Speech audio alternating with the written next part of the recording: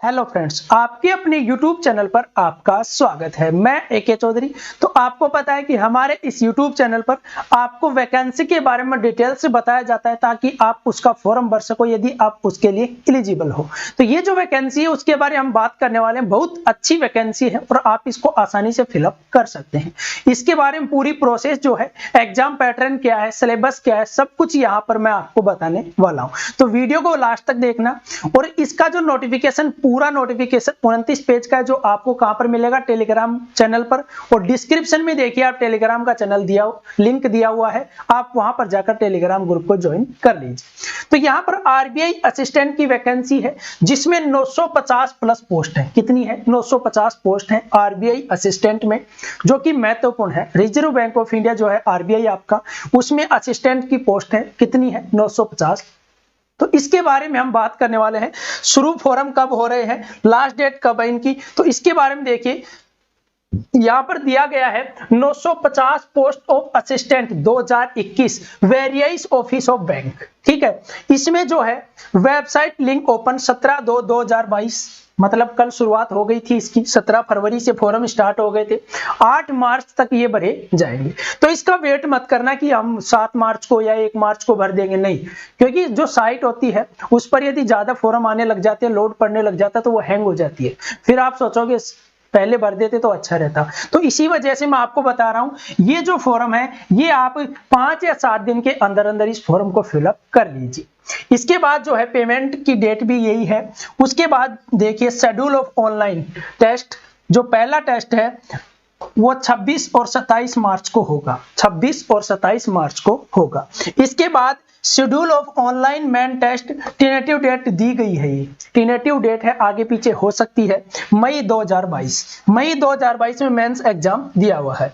देखिए यहाँ पर RBI reserve the right to change the date of examination. RBI के पास अधिकार है कि वो डेट को चेंज कर सकता है। किसकी डेट को? एग्जाम की डेट को। जैसा कि यहाँ पर स्टार लगाया गया है, और स्टार का मतलब यहाँ पर समझा दिया गया है। मतलब एग्जाम की डेट आपकी फिक्स नहीं है, आगे पीछे हो सकती है। तो फॉर्म को फिलअप कीजिए और तैयारी में लग जाइए।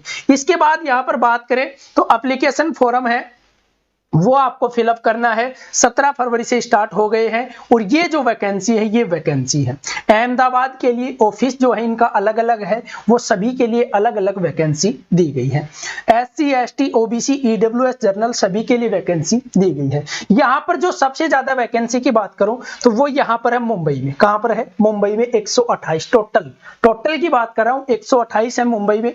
उसके बाद वैकेंसी की बात करूं तो यहाँ पर 53 है। कहां पर है? कानपुर और लखनऊ में 53 है। उसके बाद 31 वैकेंसी चंडीगढ़ में है। बेंगलोर में 43 वैकेंसी है। और आपकी 31 ही वैकेंसी न्यू दिल्ली में है। दिल्ली में कितनी? 31 और 28 आपकी तिरुवनंतपुरम और कोच्चि में। टोटल यहाँ पर 440 है और 90 ये है। किसकी है? एक्स सर्विसमैन की हो गई, PWBD वालों की हो गई। तो ये जो वैकेंसी वो 90 है और टोटल आपकी 440 है। तो टोटल कितनी हो गई? 950। 440 ये है किसकी है? जर्नल की। सॉरी, 440 जर्नल की है। यहाँ पर 950 ये है। ठीक है, और ये अलग से है 90। तो ध्यान रख लेना, जर्नल की 440 है, EWS की 90 है, 146 OBC की है, और यहाँ पर ST की भी 146 और 151 SC की है। तो ये चीजें हैं वैकेंसी, इसमें कौन कौन सी है और कहां पर ये वैकेंसी दी गई है। आगे चले बात करें इसके बारे में। जो भी चीज होगी वो मैं आपको बताने वाला हूं डिटेल से, तो टेंशन मत लेना, वीडियो को लास्ट तक देखना, आपको सब कुछ अच्छे से पता चल जाएगा। जो भी चीज होगी इसमें बताने लायक वो मैं आपको बता दूंगा। यहां पर देखिए reservation for person with benchmark disability के लिए रिजर्वेशन की बात कही गई है यहां पर। और इसमें जो है कोई भी जो चीज है वो देखिए, आगे चलते हैं, बहुत बड़ा वो है इसका नोटिफिकेशन है। यहां पर देखिए एज दी गई है बिटवीन 20 से 28 ईयर्स।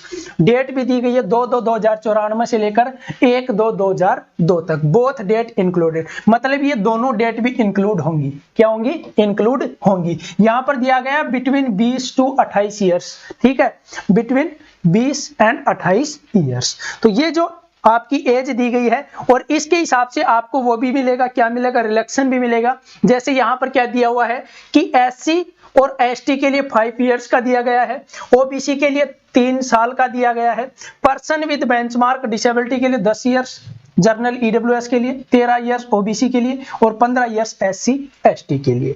ये जो एज रिलैक्सेशन है ये आपको यहाँ पर दिया गया है, अलग अलग कास्ट के लिए अलग अलग कास्ट के हिसाब से दिया गया है। अब यहाँ पर एजुकेशन क्वालिफिकेशन देख लीजिए आप, क्या दी गई है कि at least A bachelor degree in any discipline with minimum of 50% marks, pass class 4 SC ST PWD candidates in aggregate and knowledge of word processing on PC। तो ये जो है यहाँ पर डिग्री की बात कही गई है, वो भी मिनिमम मार्क्स के साथ, कितने 50 मार्क्स के साथ। दूसरा है एक candidate belonging to ex serviceman category के लिए भी यहाँ पर दिया गया है, candidate applying for the post a particular requiring office should be proficient in language speak, and जो लैंग्वेज है वो स्पीक होनी चाहिए, आपको बोल सकते हो, बोलना भी आना चाहिए। उसके बाद जो है यहाँ पर सिलेबस की बात करते हैं। सिलेबस में देखिए प्रीमियर एग्जामिनेशन जो पहला आपका एग्जाम होगा, फर्स्ट एग्जाम होगा, उसमें क्या क्या सिलेबस आएगा। यहाँ पर इंग्लिश लैंग्वेज आएगी जिसमें 30 क्वेश्चन आएंगे। कितने क्वेश्चन आएंगे? 30 क्वेश्चन। कितने नंबर के? 30 नंबर के। टाइम कितना मिलेगा? 20 मिनट। न्यूमेरिकल एबिलिटी जो है वो उसके 35 क्वेश्चन आएंगे, 35 नंबर की होगी, इसमें भी आपको 20 मिनट मिलने वाले हैं। रीजनिंग जो है वो भी आपकी 35 नंबर की आएगी और 35 ही नंबर की 35 ही क्वेश्चन आएंगे और 20 मिनट होंगी। कहने का मतलब यहाँ पर 100 क्वेश्चन आएंगे 100 नंबर के और टाइम कितना? 60 मिनट, मतलब 1 घंटा। इंग्लिश आएगी, न्यूमेरिकल एबिलिटी और रीजनिंग। 30 35 35 100 नंबर, 100 क्वेश्चन आएंगे 100 नंबर के, टाइम होगा आपके पास 1 घंटा। तो आपको सभी को पता है ये चीजें सभी एग्जामों में आती है, तो आप इस फॉर्म को आसानी से भर सकते हैं।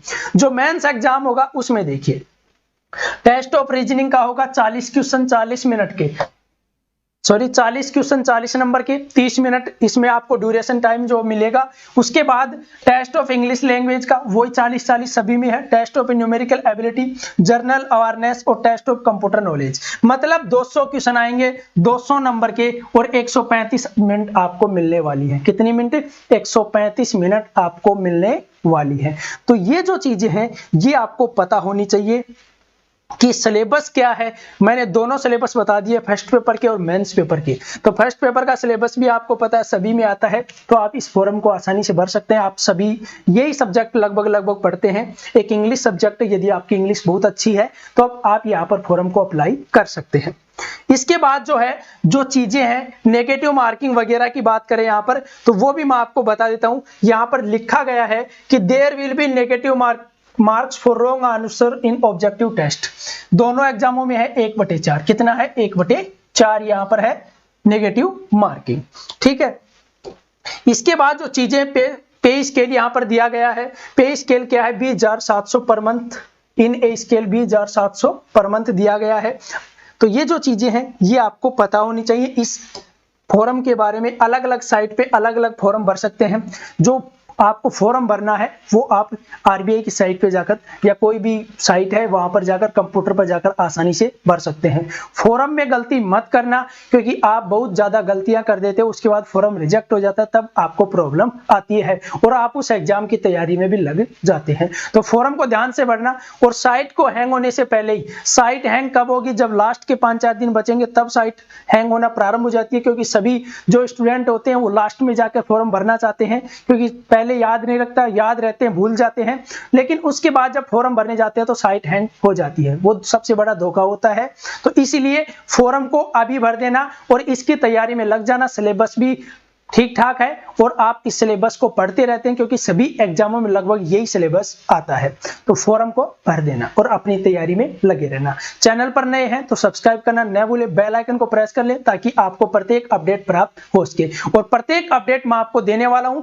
भर्ती की नोटिफिकेशन जब भी आएगा आपको प्रत्येक वैकेंसी का नोटिफिकेशन यहां पर मिलने वाला है। धन्यवाद।